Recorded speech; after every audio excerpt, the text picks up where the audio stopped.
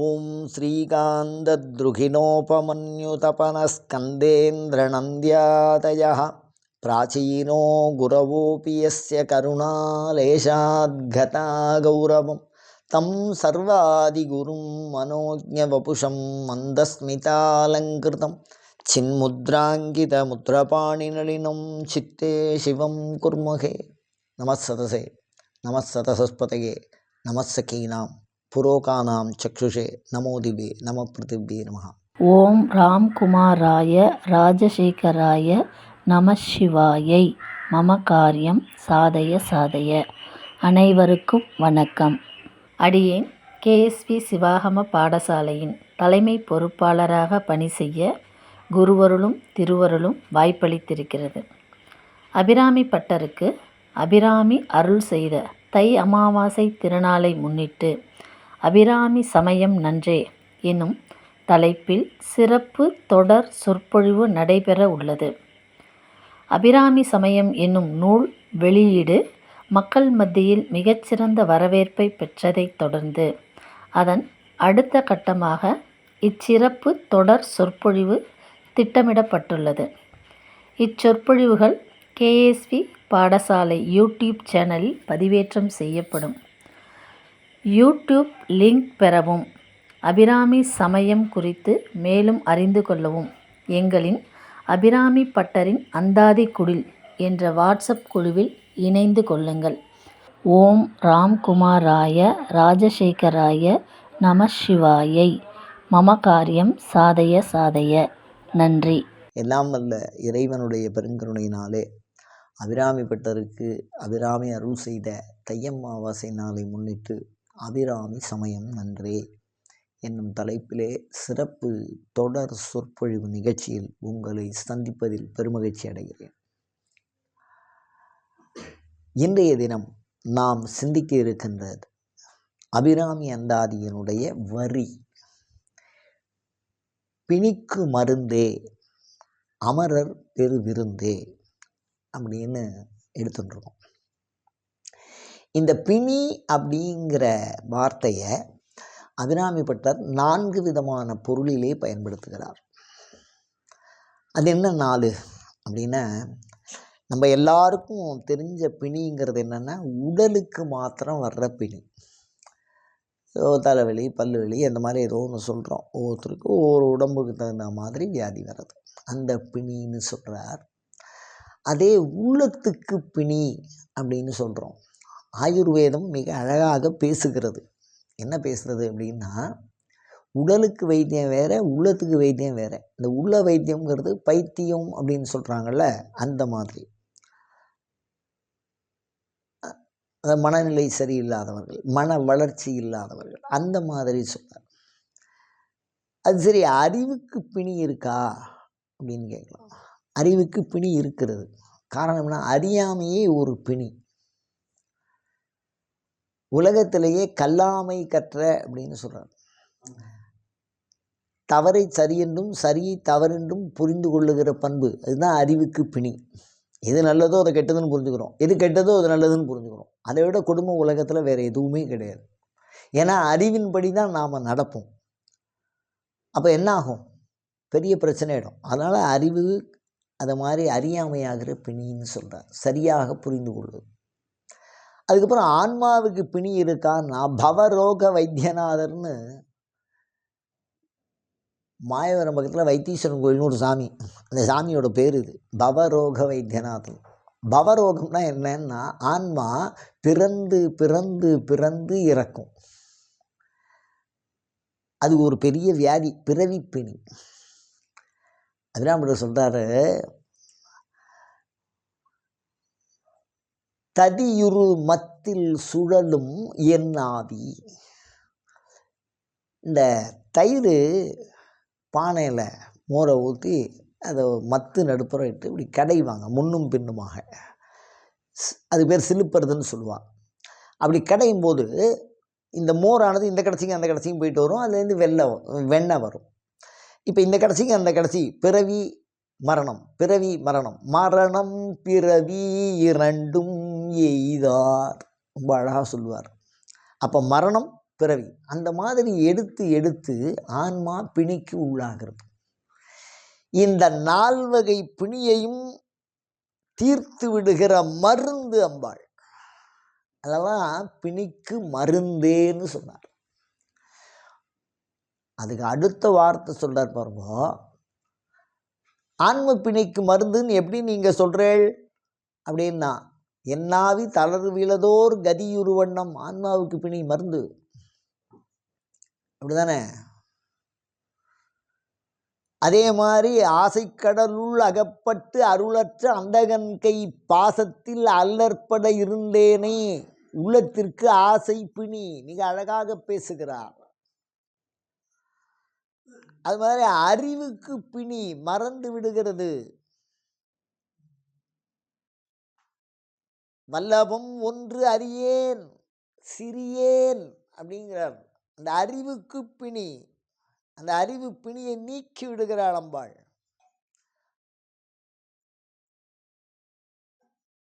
உடலுக்கு இருக்கக்கூடிய பிணியை நீக்குவதற்கு உருவாக்கப்பட்டதுதான் அமுதமாகிற மருந்து. தேவர்கள் போய், தேவர்களும் அசுரர்களும் சேர்ந்த மாதிரி போய் உடம்புல வியாதி வரக்கூடாது, இளமையாக இருக்க வேண்டும், மரணம் வரக்கூடாது. மிக அழகாக சொன்னார். இந்த மூன்றிற்கும் மருந்தாக இருப்பது தான் அமுதம். அதனாலதான் அபிராமி என்னும் அருமருந்து என்னார்.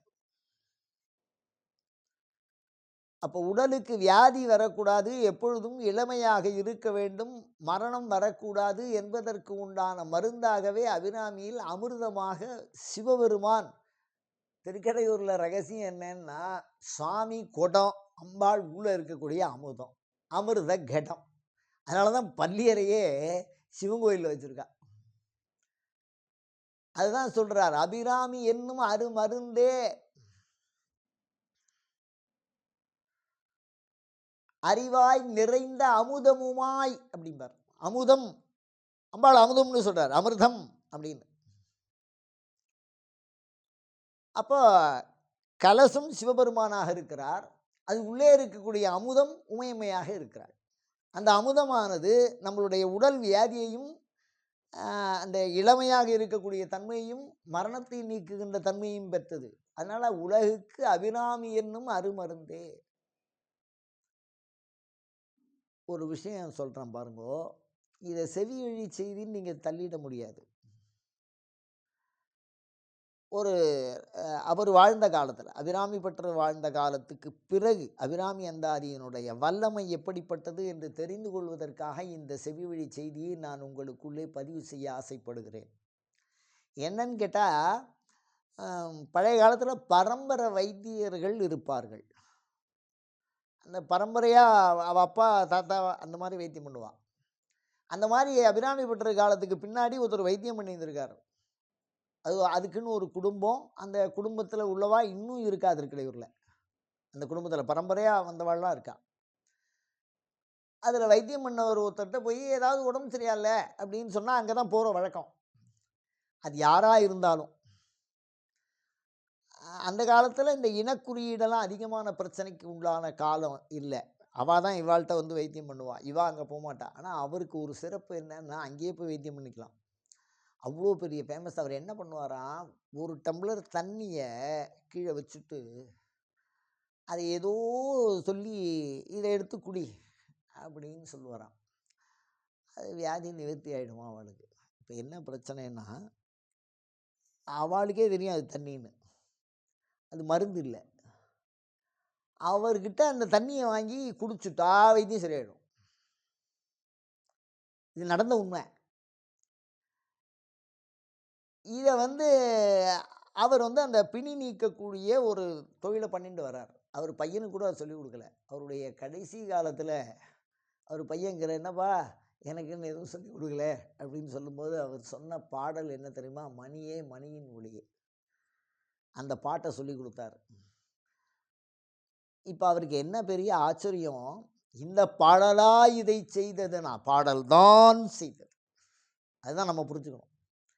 எதுக்கு சொல்கிறேன் அப்படின்னு சொன்னால், ஒரு பாடலை சொல்லுகிற எழுத்து இருக்குல்ல, இப்போ வடமொழியில் இருக்கட்டும், தென்மொழியில் இருக்கட்டும், மந்திரமாக இருக்கட்டும், எதுவாக இருக்கட்டும், எந்த மொழியாக இருந்தாலும் சரி, ஆங்கிற எழுத்து எல்லா மொழியிலையும் இருக்குது, ஆங்கிற எழுத்து எல்லா மொழியிலையும் இருக்குது. அந்த எழுத்துக்களின் இணைவுகளினாலே சொற்களை உற்பத்தி செய்கிறீர்கள். அந்த சொற்களுக்கு எல்லா மொழிகளிலும் பொருள் இருக்கிறது.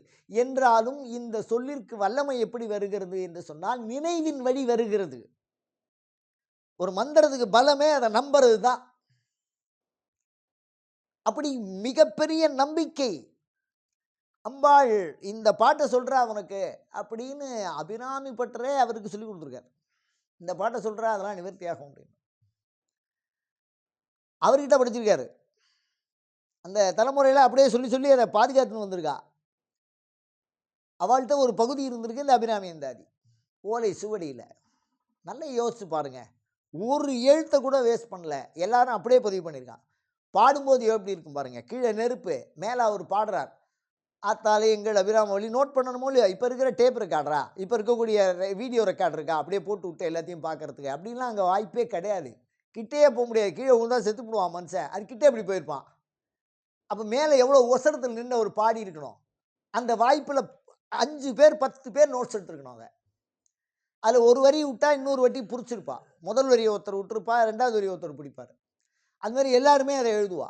அதில் விட்டால் அதுக்கப்புறம் ஒரு ஒரிஜினல் காப்பி உண்டு பண்ணி அதுக்கப்புறம் ஓலைச்சுவடியில் பண்ணி அப்படியே வரும் நமக்கு கிடச்சிருக்கிறது. அவ்வளவு விரைவாக அந்த பாடலை பாடி இது அம்பாளே சொன்ன வாக்கு. அப்படி தானே அபிராமி இருந்தாலும் மேல் நிற்பமேல்னு பாடுறார். அம்பாள் தானே அதுக்கு சத்தியம். தன்னுடைய தடங்கத்தை நிலவாக்குற இல்லையோ. எதுக்கு இதை சொல்கிறேன் அப்படின்னு சொன்னால், பிணிக்கு மருந்தே அமரர் பெரு விருந்தேன்னு சொல்கிறார். இந்த ஒரு பாடல் போரும், அதுக்கு மேலே வேறு எதுவுமே வேண்டாம் அப்படின்னு நீங்கள் நம்பிக்கையாக நீங்கள் பாராயணம் பண்ணிட்டு வாங்கோ.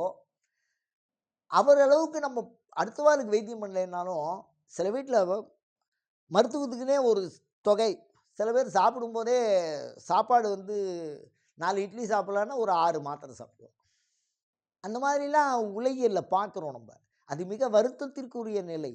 அப்படிப்பட்ட நிலையை மாற்றி அமைக்கும் அற்புதம் இந்த பாடல். பிணிக்கு மருந்தே அமரர் பெரு விருந்தே அப்படின்னு. அதுல பெரிய விஷயம் என்னன்னு பாருங்க.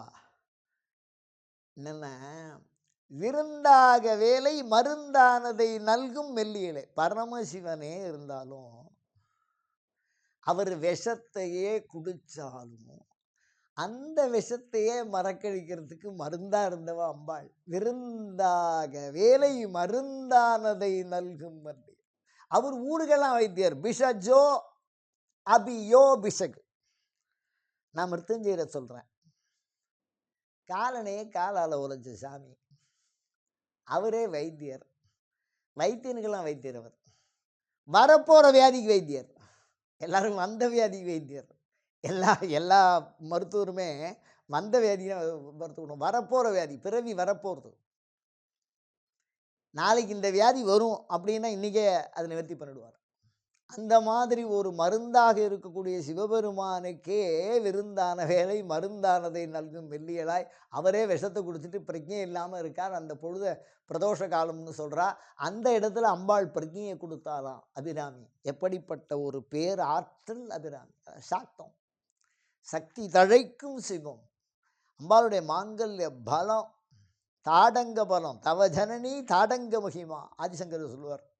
விஷத்தை குடித்தா அம்பாளுடைய தோடு இப்படி திரும்பி பார்த்தாலாம். இன்னும் அவள்லாம் வாங்கி கொடுத்தா அவள்கிட்ட விஷத்தை வாங்கி குடிக்கிறது இது அப்படின்னு இப்படி திரும்பி பார்த்த வேகத்தில் காதில் போட்டு தோடு ஆடித்தான். அந்த தோட்டுக்கு பயந்து விஷம் கழுத்தோடு நின்று தான். அதுக்கப்புறம் பாதிக்காமல். அப்படிப்பட்ட ஒரு சிறப்பு அது. அதோடு மாத்திரம் இல்லை, மருந்தா மாத்திரம் இல்லை, நிறைந்த அமுதமுமாய் இரவாமையை தருகின்ற பேரின்பத்தை தரக்கூடியவளாக இருக்கின்றார். அதோடு மாத்திரம் இல்லை, நம்ம குடிச்சிட்டோம்னா அது குறைஞ்சிருமான்னு வெண்திங்களோ அப்படின்னு சொல்கிறார்.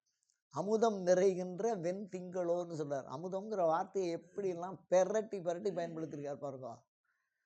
அருந்திய நஞ்சு அமுதாக்கி அம்பிகை. சுவாமி விஷத்தையே குடித்தாலும் அதை அமிர்தமாக ஆக்கக்கூடிய வல்லமை. குறைவற்ற அமுதம் அப்படியே பொங்கி வழிஞ்சுட்டே இருக்கும். அந்த மாதிரி ஒரு அமுதமாய் யார் இருக்கான்னா அம்பாள்.